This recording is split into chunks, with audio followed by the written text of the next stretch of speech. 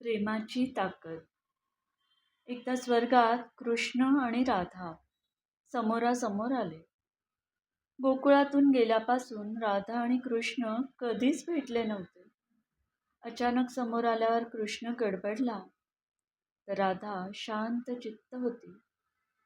गांगरून कृष्ण काही बोलण्याआधी स्मितवदनाने राधा म्हणाली, "कसे आहात द्वारकाधीश?"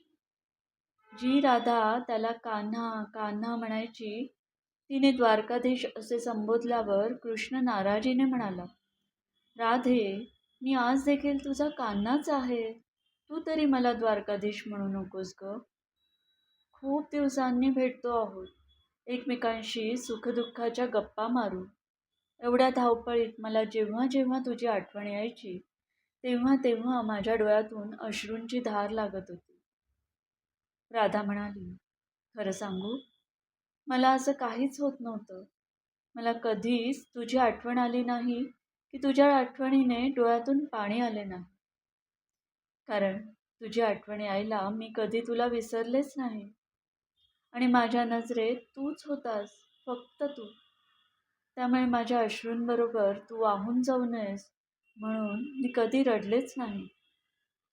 प्रेम विसरून तू मात्र काय काय हरवून बसलास ते सांगू?" श्रीकृष्ण ऐकतच राहिला. राधा म्हणाली, "तुला कदाचित कटू वाटेल, पण हे सत्य आहे. गोकुळातून गेल्यापासून तू आम्हाला कोणालाही कधीच भेटला नाहीस. तू खूप मोठा झालास, तुझी कीर्ती तिन्ही लोकात पसरली. पण या प्रगतीमध्ये तुझी अधोगती किती झाली. यमुनेच्या पवित्र गोड पाण्याने तुझे आयुष्य सुरू झाले, त्या पाण्यावरच तू वाढलास आणि समुद्राच्या खाऱ्या पाण्यापाशी थेट द्वारकेस जाऊन पोहोचलास. एका बोटावर फिरणाऱ्या सुदर्शन चक्रावर भरवसा ठेवलास, पण 10 बोटांनी वाजणाऱ्या बासरीला तू विसरलास.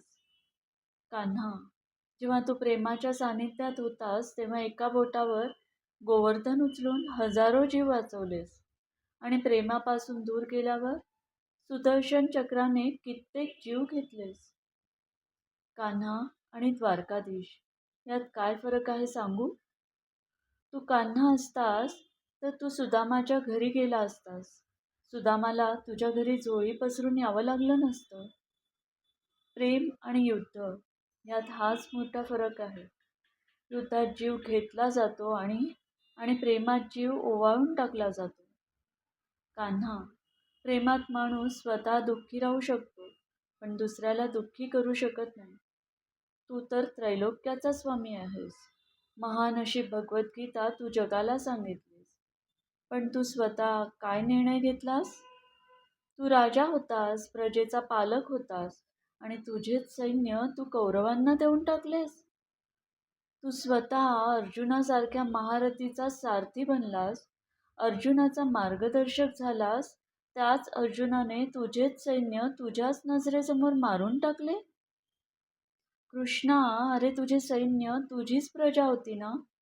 आणि प्रजा तर स्वतःच्या मुलांप्रमाणे असते. तुझ्यातील प्रेमभावना नष्ट झाल्यामुळेच तू असा विनाश बघू शकलास. इतका तुला अभिमान होता ना तुझ्या सामर्थ्याचा? मग जा, पृथ्वीवर जाऊन बघ, तुझी द्वारकाधीशवाली प्रतिमा शोध. नाही सापडणार तुला शोधूनही. जिथे जाशील तिथे, घरात, मंदिरात, सर्वत्र तुझ्या बाजूला तुला मीच उभी असलेली दिसेन. होय कान्हा, मला गीतेचे महत्त्व माहिती आहे.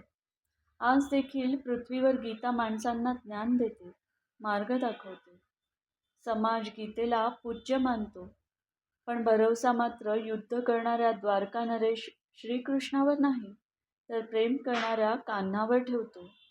गीतेमध्ये राधेचा तर दुरून देखील उल्लेख नाही, पण आजही लोक गीतेचा, तुझ्या महान भगवद्गीतेचा समारोप करताना राधे कृष्ण असा जप करतात.